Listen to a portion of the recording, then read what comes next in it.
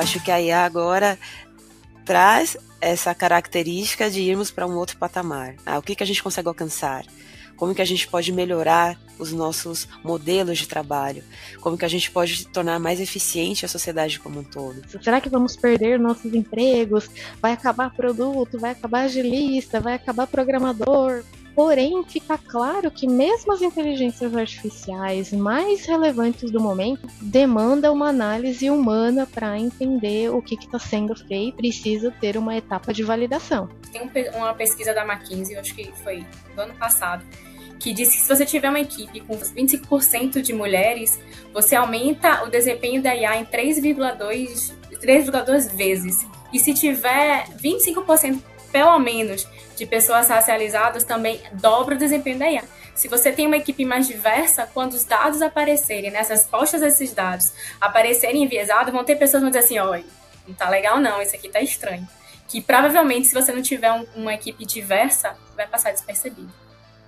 Olá, você está escutando Mulheres de Produto, o podcast mais empoderado de mulheres em tech e produtos digitais. Eu sou a Silvana e hoje estamos com a Su, com a Gé e com a Rúbia. E neste episódio vamos falar sobre o uso de inteligência artificial do dia a dia de desenvolvimento de produtos digitais. Prepare-se para um papo sobre como a IA está remodelando indústrias inteiras, desde o design e a produção até a entrega do produto e suporte ao cliente, como as empresas estão se adaptando para prosperar nesse novo cenário tecnológico, e fica a pergunta no ar. Será que conseguiremos aproveitar disso em nosso dia a dia? Para enriquecer esse nosso bate-papo, teremos outras hosts incríveis que irão compartilhar suas experiências e dicas. Vem conosco nesse episódio que está imperdível. Olá, pessoal, eu sou a Su. E para a gente começar aqui realmente a entrar no tema, a gente trouxe uma breve definição do que é inteligência artificial dada pelo próprio ChatGPT. Então, segundo a ferramenta, a inteligência artificial é um campo da ciência da computação que se concentra no desenvolvimento de sistemas e máquinas capazes de realizar tarefas que normalmente exigiriam inteligência humana. E essas atividades, elas podem incluir reconhecimento de padrões, resolução de problema, tomada de decisão e compreensão da linguagem natural e aprendizado. Bom, dado essa definição, vamos direto ao tema, né? Meninas, o que vocês acham? Agora tudo é IA? Acho que as pessoas só falam isso o tempo todo, só falam de IA, só conversam de IA. Eu acho que a sensação que eu tenho que é a mesma coisa quando estouraram os aplicativos. Tinha aplicativo para tudo. Todo mundo migrou. E apesar de ser tudo IA, eu acho que a gente não sabe muito bem como usar, não sabe como explorar direito. Eu acho que tem muito caminho a seguir ainda aí. Boa. Eu acho que agora concordo com a Rubia trouxe em relação a ter estourado o tema da IA, principalmente por conta do lançamento do ChatGPT, que foi o aplicativo que teve a adesão mais rápida da história em termos de números de usuários, né? Chegou em menos de 3 meses a mais de 100 milhões de usuários, então isso foi bem impressionante. Mas, na verdade, a IA já está há muito tempo em muitas das coisas que a gente utiliza no dia a dia e a gente só não percebe. Tanto, por exemplo, quanto o algoritmo das redes sociais, quanto o mapa do Google Maps que você utiliza no seu celular no dia a dia, que ele tem múltiplas variáveis que ele avalia de forma dinâmica, alterando informações e também comparando com a de outros usuários para identificar as rotas mais assertivas de acordo com o seu perfil de comportamento, né?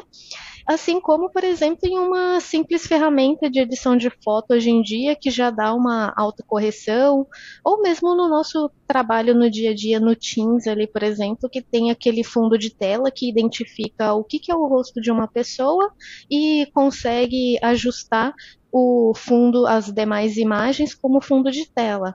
Então, a inteligência artificial ela já estava presente, só que com um estouro em relação a uma aplicação específica virou mais ou menos como chiclete, band-aid, né? Uma marca acabou ganhando aí todo o louro, digamos assim, em relação a uma tecnologia em específica, né? E aí eu acho que foi o que trouxe o boom aí para para todas nós, inclusive para as empresas em geral, e acabou gerando esse movimento em massa do mercado que a Rúbia comentou em relação a todo mundo agora precisa estar adotando alguma coisa de inteligência artificial e precisa principalmente dizer que está utilizando inteligência artificial nos produtos. Boa. Eu estava lendo um pouco, né, sobre todo esse conteúdo de IA, sobre essa trend de ficar falando de IA, até para mesmo trazer público, trazer pessoas. Acho que antes da gente entrar aqui, a gente também estava comentando sobre isso, que a gente às vezes fica muito repetitivo quando fala de IA, então nem sempre é fácil ver novidades ou realmente um conteúdo relevante. Mas lendo essas pesquisas, eu estava vendo na Forbes Tech que há 2, 3 anos atrás, 84% das pessoas já usavam o IA diariamente, mas apenas 34% delas sabiam que estava fazendo isso, sabe? Então, acho que vai muito de encontro mesmo com o que a Dia falou. É claro que teve esse estouro, né, por causa da revolução mesmo que a gente teve com o ChatGPT, mas não era algo que a gente já não estava inserido no nosso dia a dia. Talvez, eu acho que a gente só não prestava tanta atenção assim, mas eu também acho super natural ser um tema que a gente comente, que a gente estude, que a gente vai mais atrás, porque eu vejo que realmente tem essa capacidade de mudar muitas coisas, a forma como a gente vive mesmo. Eu acho que assim como internet, smartphone, que marcaram tipo, toda uma geração, marcaram formas diferentes de fazer várias coisas, a inteligência artificial ela toca em muitas áreas da nossa vida. Eu acho que é por isso que também ela está ganhando tanto espaço, né? Tanta oportunidade assim para ser discutida, para ser melhorada também. E da minha parte aqui eu percebo também que essa popularização em relação à IA está muito atrelada à ameaça que as pessoas sentem, né? Em relação a serei substituído ou não, porque eu acho que é a pergunta que foi mais realizada por muitas pessoas, por muitas empresas. Então eu acredito que esse ingrediente, né, que é o fator medo, preocupação, eu acho que torna tudo isso muito mais é, popular. Acho que não é à toa, né, que a gente tem aí uma enxurrada de informações, uma enxurrada de conteúdos, e o que a gente percebe é que é possível, né, coexistir, né, as pessoas e a IA. Como a própria Suelen comentou, muitas coisas já eram feitas através da IA, mas agora há um nome, tudo que há um nome agora há aquela preocupação. Então eu acredito que tudo isso torna, eu acho que toda essa evolução digital que tivemos também, a partir da pandemia, que aí foi aí se aprofundando, eu acho que a IA agora traz essa característica de irmos para um outro patamar. O que a gente consegue alcançar? Como que a gente pode melhorar os nossos modelos de trabalho? Como que a gente pode tornar mais eficiente a sociedade como um todo? Então, eu acredito que essa discussão, a gente ainda não tem todas as respostas, eu acho que ainda temos muitas oportunidades sendo discutidas, mas eu acredito que a partir do momento que isso se torna mais presente com base no que está sendo trazido, eu acho que a gente consegue, inclusive, ampliar a capacidade de resultado que a gente pode obter através disso, dessa tecnologia, dessa ferramenta. E complementando só o que Silvana falou, que eu achei bem interessante, eu acho que é importante também os líderes, né, terem esse tipo de consciência para os seus colaboradores, funcionários, mostrar que não, você não vai ser substituído para IA, você pode ser melhorado, potencializado, ela é uma ajuda para você, para os funcionários não ficarem nessa angústia que é tão falado como Silvana disse. Pô, eu acho que voltando um pouquinho para essa pauta que a gente falou de, poxa, a IA já estava sendo utilizada, a gente já conseguia ver ela no nosso dia a dia, ela só não estava tão em evidência. Vocês conseguem pensar em alguns exemplos, assim, inovadores de produtos que utilizavam IA ou que utilizam atualmente, que estavam no mercado? Se vocês lembram de alguma aplicação que realmente fazia o sentido utilizar a IA nesse contexto? Legal, eu acho que eu particularmente confesso que no começo, quando estourou esse tema, assim, eu tinha um certo incômodo em relação a isso, porque a principal aplicação mais pública, diferente desses itens que a gente comentou, que já estavam na nossa rotina e que passou a ser fortemente tracionado quando estourou esse tema da inteligência artificial para outras áreas, foi em relação a chatbot, justamente porque porque a OpenAI veio com o ChatGPT trazendo uma melhoria na linguagem muito grande. E aí toda empresa que tinha uma área de saque e atendimento começou a divulgar massivamente que iriam utilizar a inteligência artificial nas suas partes de atendimento. E o porquê que isso me gerou um certo incômodo, assim, já já eu falo em relação à parte positiva que eu mudei de ideia posteriormente. Porque quem gosta de falar com o chat? E eu já trabalhei com um produto de chat de autoatendimento, eu falo com conhecimento de causa, assim, que é caótico para trabalhar com aquilo. E é óbvio que por mais que você tenta melhorar a experiência do cliente, é extremamente desafiador. Porém, conforme eu fui vendo aplicações para além dessas que poderia se aproximar mais em várias fases do produto, aí um exemplo, uma outra parte de inteligência artificial que tem, que se chama Code Whisper, que é principalmente para programadores que precisam fazer desenvolvimento de código e ele facilita esse prompt. Em relação ao em relação ao código que você precisa aplicar, eu comecei a abrir a minha mente para coisas muito mais próximas do nosso dia a dia, como, por exemplo, o Leonard, que é aquela inteligência artificial que gera imagens, e às vezes eu tinha alguma dificuldade de conseguir passar um pouco melhor para o time de UX o que eu queria visualmente, né? Qual que era o que eu queria trazer como imagem, experiência e etc. E aí eu usava muito aquelas ferramentas de BPMN para tentar desenhar e fazer um rascunho para explicar o que eu estava imaginando. E isso facilitou bastante, assim. Então, eu consegui abrir um pouco a mente, confesso que, né, mudei a minha percepção em relação à inteligência artificial na aplicação nossa do dia a dia, que poderia ajudar é, muito da área de produto, e principalmente naquelas coisas que a gente, né, é um pouquinho mais trabalhoso assim para fazer. E como não é a nossa área de expertise necessariamente, a gente gasta muito mais tempo do que pessoas que são extremamente expert. Para aquilo que a gente, como PM, precisava, que era ter um overall, uma ideia geral, assim, aquele contexto atendia razoavelmente bem, assim, com uma assertividade aceitável, né? Então isso foi uma das coisas, por exemplo, que eu fui vendo ao longo do tempo que eu fui estudando o assunto e eu fui mudando de ideia sobre as ferramentas de inteligência artificial disponíveis. Bom, que legal, Jé. Eu acredito, inclusive, que essas novas tecnologias, novas formas, né, de trabalho, de vivência, nos convida justamente a isso, a mudar as nossas visões que tínhamos antes de uma novidade. Então, eu acredito que as pessoas que analisam e percebem um ganho, eu acho que elas normalmente têm mais vantagens em relação a outras que ficam muito resistentes àquelas ideias antigas, né, de trabalho, de qualquer coisa que seja. Achei importante fazer esse comentário. E da minha parte, eu tive uma experiência como cliente de um aplicativo para aprender e aprimorar o conhecimento no inglês, que é o Elsa Speak. E ali já era uma ferramenta que utilizava a inteligência artificial para melhorar a pronúncia de palavras. E isso para mim foi fantástico, porque era muito assertiva as correções que eram feitas e era muito personalizado, porque usava aí a tecnologia. E aí ele tinha a capacidade, né, de dizer, olha, desse texto você tem uma assertividade maior em determinadas palavras e você tem aqui uma dificuldade nessa, então vamos treinar mais?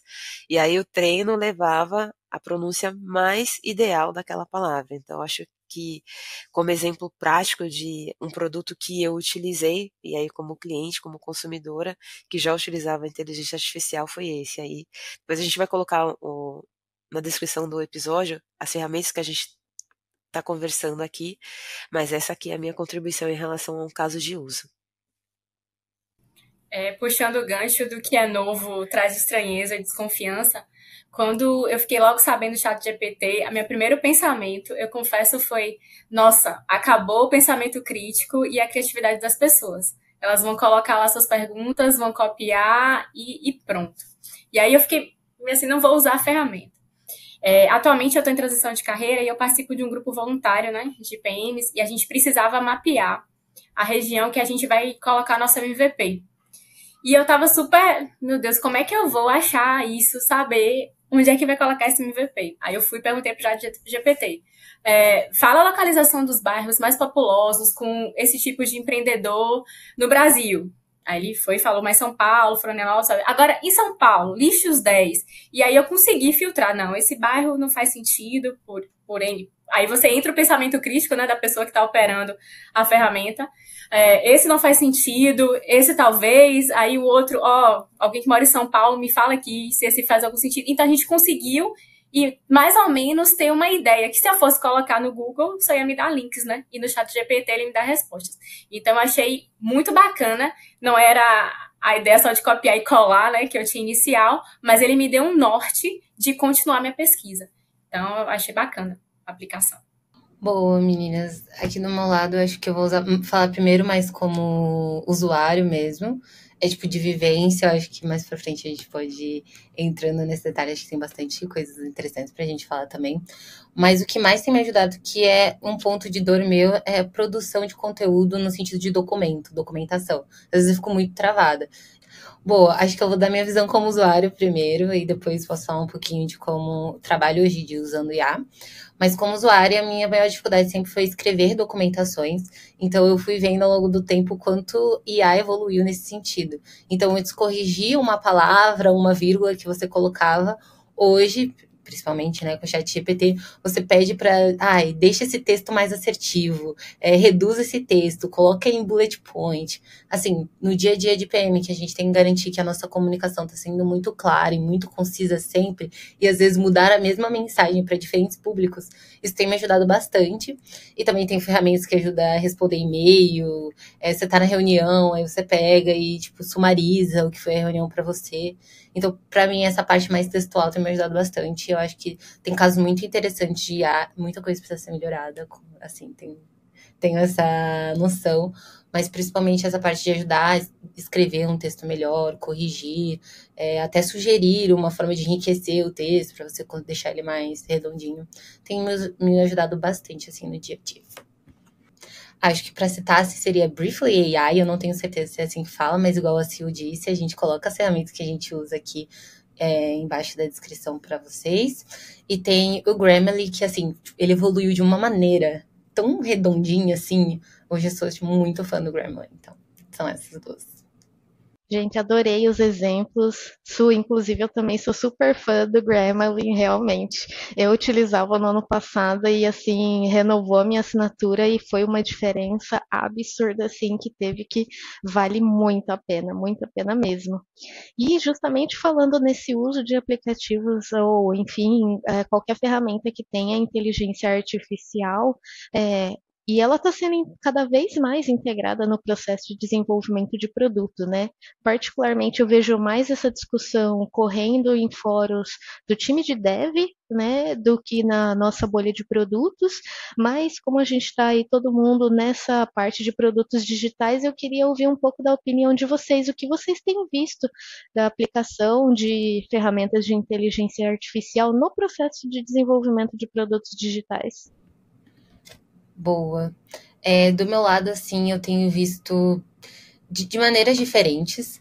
O que eu acho mais interessante a utilização é você não precisar começar do zero. A gente já teve uma empresa que fez toda uma ferramenta que é o ChatGPT. A gente não precisa cada empresa criar o seu ChatGPT. A gente pode utilizar o ChatGPT dentro do nosso produto para fazer o que ele faz de melhor e agregar. Então, essa é uma utilização que eu acho bem interessante. E aí você tem diversos usos, né? Então você pode usar para poder sintetizar uma base de conhecimento específica da sua empresa. Então, se trabalha no mundo financeiro, você vai ter um tipo de dados, né? Se você trabalha com um produto tipo de Gympass, por exemplo, você vai ter um outro tipo de dado, um outro tipo de informação. E aí eu vejo a utilização do ChatGPT potencializando esses produtos, seja para você fazer melhores recomendações para o usuário, seja para você garantir que você está conseguindo manipular bem os dados dele para poder filtrar e entender um cenário específico. Então, essas são as utilizações que eu vejo mais. Também tem uma utilização muito grande na parte de fraude, que ajuda a gente a identificar, né, propensão da pessoa ser um fraudador, ou até ali no momento, se ela está fazendo uma verificação de imagem, de segurança, aí a IA consegue pegar bastante isso. E aí o bom, esse segundo exemplo, ele vem muito na IA substituindo tarefas repetitivas, né? Que era a pessoa ali sentada verificando documento por documento. Hoje a IA já consegue verificar. Tem uma também muito interessante, que é a leitura de imposto de renda, que eu tava vendo isso nesses dias, e tipo, automatizar essa leitura para você conseguir ter uma visão ali da vida financeira, do quanto a pessoa ganha, entender melhor o perfil dela, é uma utilização também muito boa. Então, são esses 3 exemplos assim que eu vejo. O que eu mais gosto é a oportunidade de você sintetizar os dados do teu usuário para poder gerar para ele informações mais personalizadas. Acho que a Sil falou um pouco disso quando ela estava falando que ela usou a ferramenta. E o diferencial é esse, né? Você conseguir personalizar ainda mais o teu produto para chegar ali no cliente, tipo, cara, isso aqui foi feito para você. E com uma base muito grande de dados, a gente às vezes não consegue fazer isso sozinhos. Eu vi um comentário que eu achei bem pertinente. Na verdade, foi uma entrevista. O rapaz dizia, eu não lembro o nome, perdoe, pessoa, que ele dizia assim, né, que era mercado de uma pessoa só.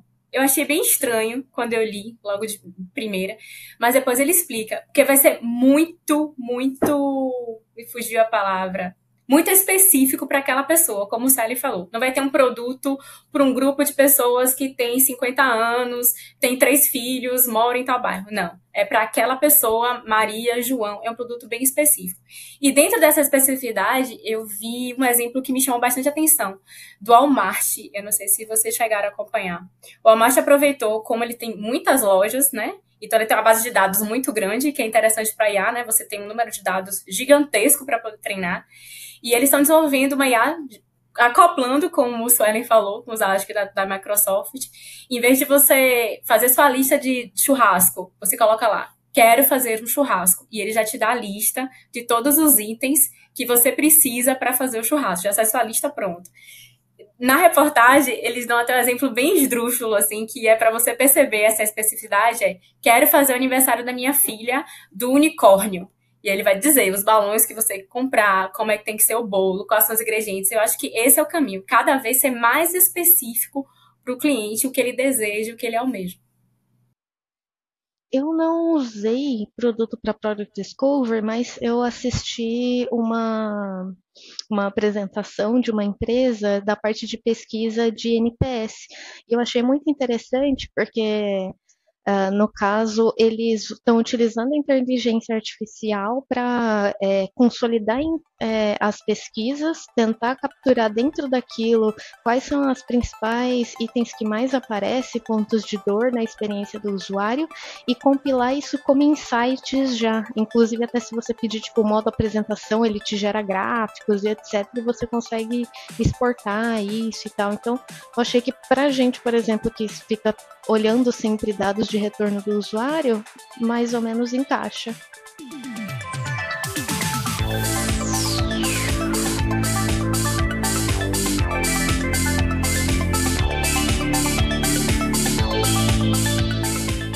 Agora é o momento jabá. Para entrar em contato com a gente, é só mandar um DM no Instagram, mas se você prefere o e-mail, mande para podcast@mulheresdeproduto.com. Você pode nos apoiar de diversas formas, seguindo a gente no seu agregador de podcast favorito, ouvindo pela sua plataforma favorita, deixando seu like, que é bem-vindo, e também entrando para o Clube MDP. A partir de R$ 25,00, você tem benefícios como passe livre no MDP Curtas. Vem pro clube!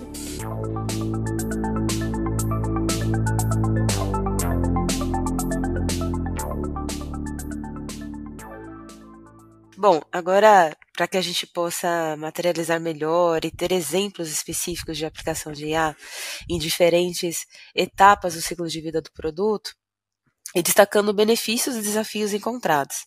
Por exemplo, a discussão sobre estratégias para automatizar tarefas repetitivas, fornecer insights preditivos e otimizar processos de colaboração entre equipes. Meninas, vocês têm algum exemplo que vocês têm utilizado e se beneficiado desses recursos para essa etapa de estratégia? Isso é um ótimo tópico, porque uma coisa que acaba acontecendo também durante esse processo é que nós também ficamos mais exigentes com os nossos parceiros e fornecedores, né? Um exemplo, eu estava assistindo um evento de uma empresa de pesquisa relacionado a diversas etapas da jornada do cliente, e ela já possuía um sistema de classificação assim avaliado pelo cliente. Porém, com a implementação de uso de inteligência artificial no processo, para além daquela classificação que gera para a gente dados em cada uma das etapas que o cliente está, qual foi a avaliação dele, ela também, através da descrição, somada aos dados de jornada do cliente, ele classifica quais são os pontos de risco, quais são os principais pontos de atrito trazido pelo cliente, o que, que tem mais recorrência, trazendo assim insights para quem está analisando os resultados de pesquisa. Então, para a gente de produto, por exemplo, que está desenvolvendo alguma coisa para o consumidor final, o feedback do cliente é essencial. Em vez de nós termos que ir lá avaliar aquela lista de feedback e tentar extrair insights daquilo, a inteligência artificial já vinha trazendo alguns insights, e é claro que você vai validar e corroborar isso com outros dados, né, de dentro da empresa e companhia, mas isso já salva um trabalho enorme, né, e ainda até tinha a possibilidade de você gerar gráficos sobre isso para facilitar, inclusive, a apresentação em relação a tomadas de decisões, por exemplo. Então, eu achei muito interessante. Bom, eu gosto bastante desse seu exemplo de a gente pensando como a gente pode utilizar a IA, né, na hora da gente tomar a decisão, né? Que, querendo ou não, é uma parte do nosso ciclo do produto. Eu acho que um dos exemplos que eu tenho aqui é na parte da experimentação. Acho que essa parte da cultura da experimentação tem sido algo que a gente toca bastante. E, às vezes, a gente deixa de experimentar pela dificuldade de experimentar ou pela complexidade. Então, a IA pode ajudar nesse sentido. Então, o que eu tenho visto são a utilização de modelos para a gente poder determinar qual é a base de clientes que a gente vai usar ou vai mandar determinado experimento. Então, dado determinado objetivo de negócio que a gente quer atingir, a gente utiliza modelos para que eles façam essa análise desses dados dos nossos clientes e diga, manda para essa base de clientes nesse determinado momento. Às vezes até de uma forma mais preditiva também. Então, esse cliente, ele está mais propenso a fazer determinada ação que você gostaria, e isso a gente consegue adaptar a diversos produtos em diversos cenários. Então, a IA consegue ajudar bastante aí nesse contexto também de experimentação, ajudar a gente a definir a população certa, qual o momento certo. A nível de desafio, eu penso que um dos principais desafios é acertar, né? Porque o modelo ele tem que aprender. Então, às vezes, a gente também, na própria momento de experimentação, a gente não está muito afim de correr muitos riscos. Então, eu acho que tem que ter esse cuidado, essa paciência, assim, também. Mas o lado do benefício é essa parte da automatização e garantir que a gente consegue fazer experimentos de forma mais rápida, né? Traçando uma população mais assertiva, assim, com paciência, claro. Bom, e falando também como a inteligência artificial tem sido usada para melhorar a performance das equipes de desenvolvimento de produtos, a gente pode perceber um ganho, por exemplo, no tempo que essas equipes levam a desenvolver uma nova solução para um problema e fazendo essa medição. Então, acredito que a inteligência artificial pode contribuir, inclusive, nisso, no sentido de fazer uma medição muito mais automatizada, porque às vezes as empresas não têm as ferramentas necessárias até para quantificar. Então, desde o tempo da ideia de uma situação, de uma leitura, de uma dor, e até o momento em que isso é solucionado. Então, acredito que a IA pode ser uma aliada para que essas análises sejam feitas e oportunidades sejam encontradas, inclusive, de melhoria. Como? Eu percebo que os times estão ali levando muito tempo para realizar os testes de algo que foi construído. Então, eu tenho uma capacidade insuficiente para testar o que foi desenvolvido.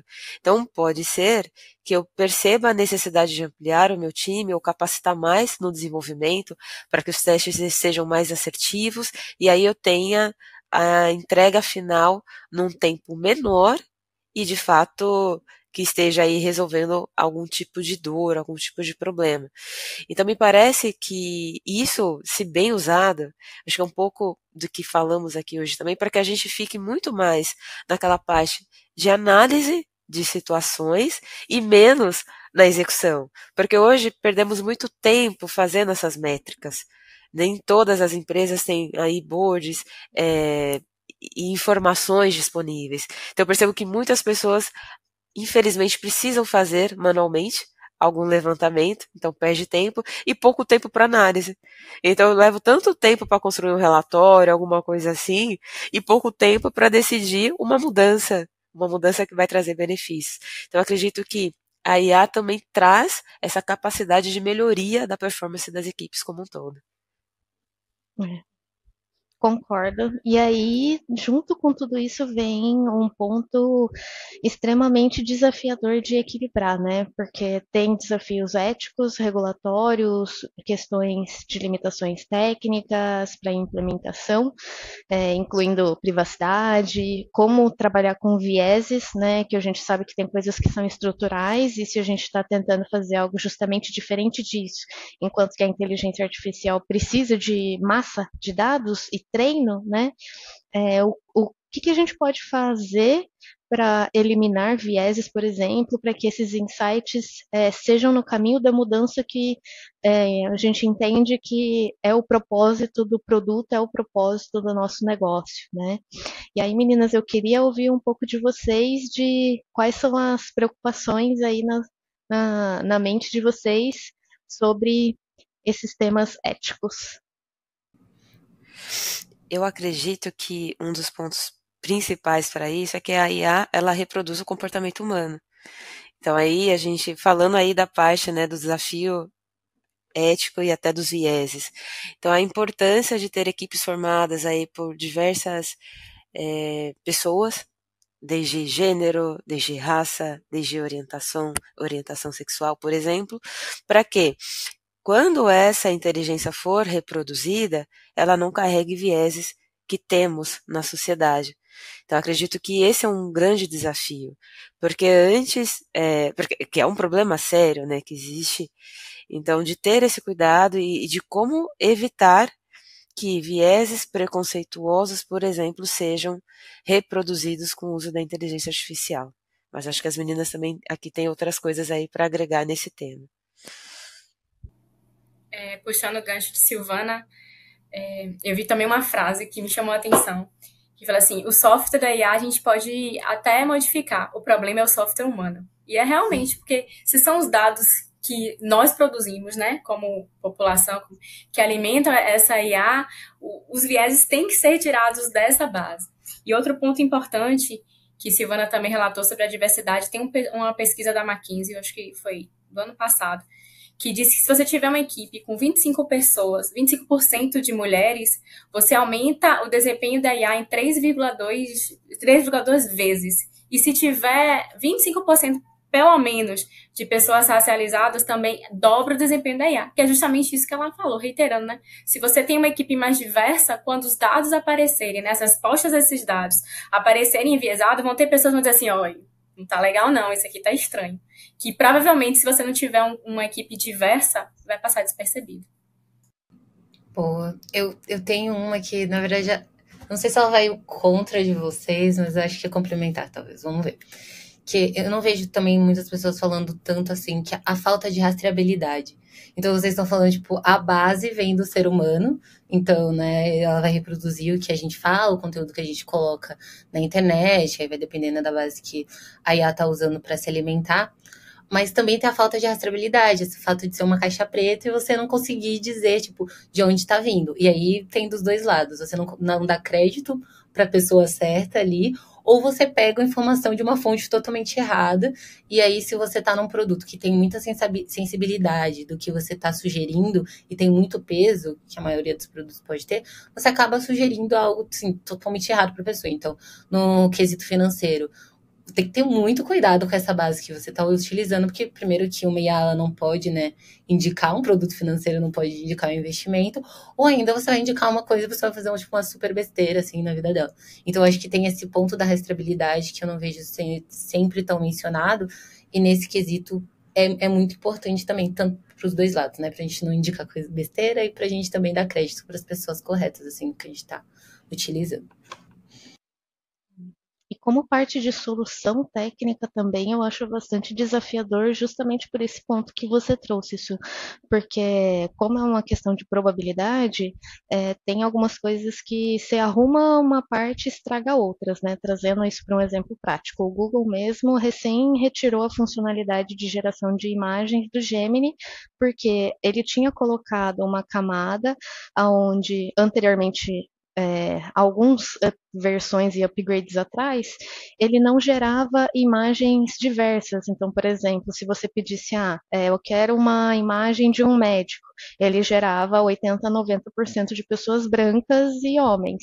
E se você pedisse, especificamente imagem de uma mulher negra médica, ele tinha dificuldade em gerar, por exemplo.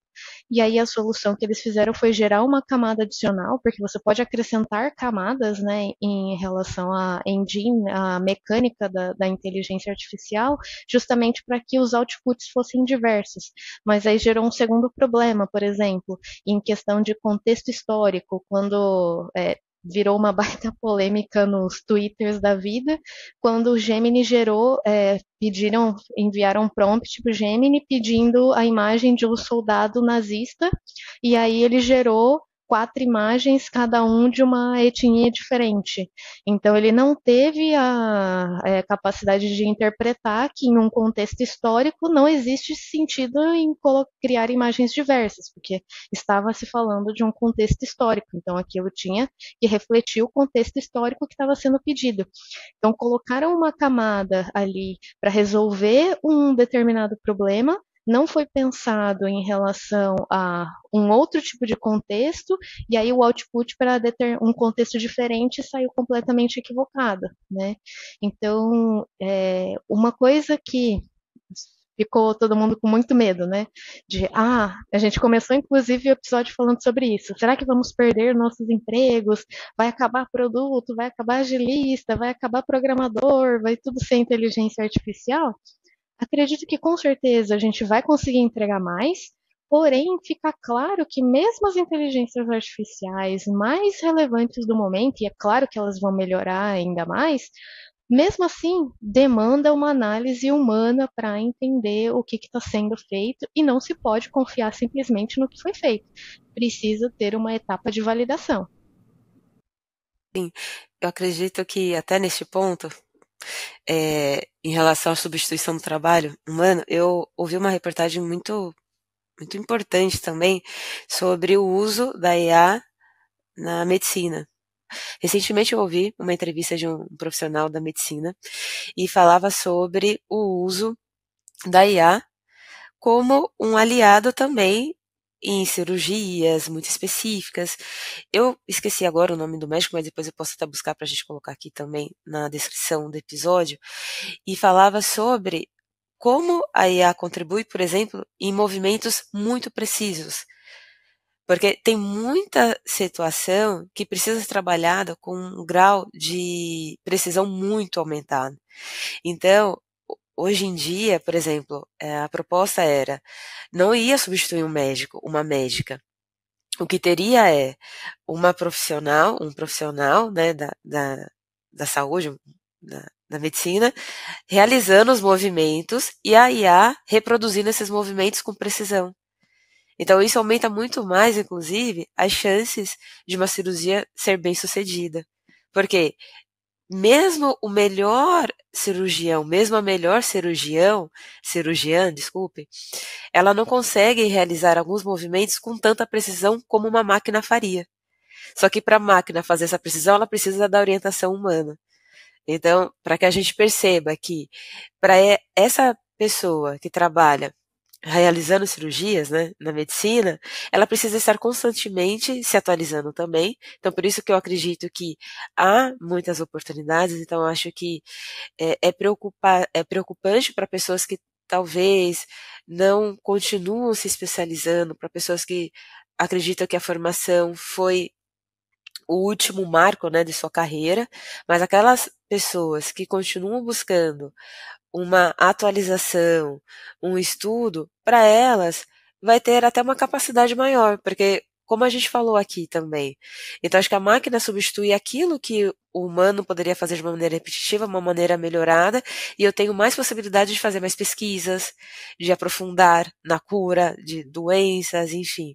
Então, eu acredito que eu vejo com muita oportunidade, e aí eu acho que isso é importante porque eu acredito que vem para melhorar o nosso dia a dia. Eu acho que isso sendo bem utilizado e a gente buscando atualizações, eu acho que amplia a nossa capacidade intelectual de contribuir com o desenvolvimento de produtos, como falei aqui, esse exemplo na medicina e muito outros. Então, eu acho que essa preocupação, eu acho que ela é, inclusive, compreensível. Eu acho que tudo que é novo assusta, mas eu acredito que tem sim uma grande oportunidade de coexistirmos, né? Então, da gente começar a utilizar outras habilidades humanas, aumentar a capacidade dessas habilidades humanas e deixar para a máquina aquilo que pode ser feito. Boa. Eu gosto muito da visão da Microsoft. Eu vi algumas apresentações deles em alguns fóruns, mostrando as automatizações que eles estavam colocando, assim, Excel, Word, enfim, todos os produtos que eles têm. Eu gosto muito da visão do copiloto, sabe? Eles vêm muito com isso, tipo, aqui tá para te ajudar, tá para potencializar algo que você faz. E bem isso que você falou, Sil, tipo, o que é repetitivo, o que uma máquina pode fazer, beleza, você foca no que o humano consegue fazer. Então, tipo, tomar decisão em um ambiente muito complexo, com muita ambiguidade, ter uma noção de histórico, de contexto, que hoje a IA falha muito nesse sentido, né? Então, a gente consegue conversar lembrando de uma coisa que a gente falou ontem. Se você abre o chat GPT ali, ele vai falar com um pouco mais de dificuldade que a gente. Então, eu concordo, assim.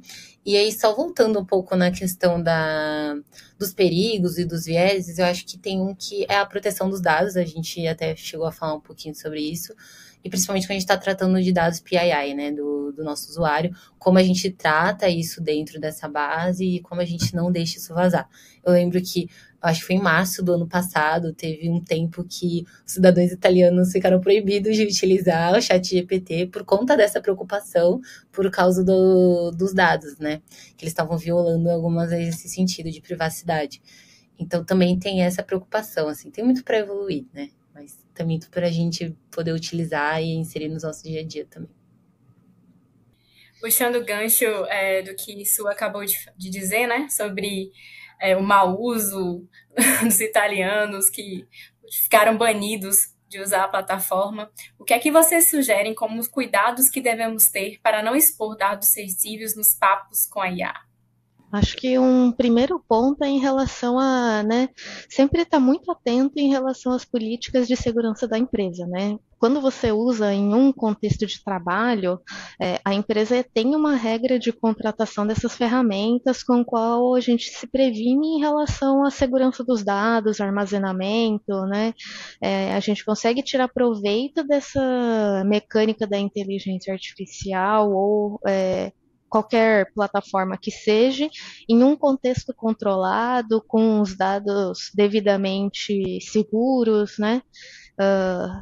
Então, acho que esse é um primeiro ponto. Quando falamos agora de ferramentas abertas, dados expostos, aí precisa realmente tomar muito cuidado em relação ao que você coloca ali dentro, colocando um exemplo simples. Vou usar o chat GPT para mandar um e-mail.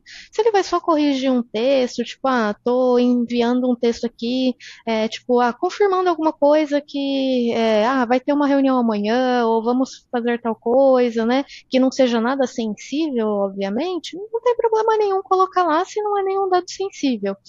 Mas precisa ter, com certeza, esse filtro para utilizar a ferramenta quando a gente está falando em relação a não só dados corporativos, mas também dados pessoais, né?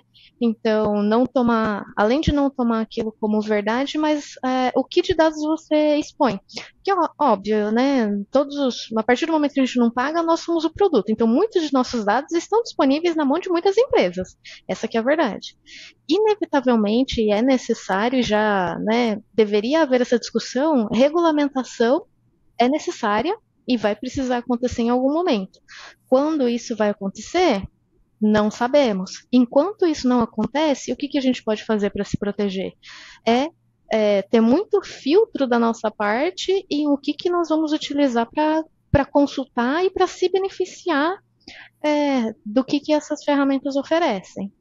Eu acho que essa falta de regulamentação, ela abre portas para muitos abusos.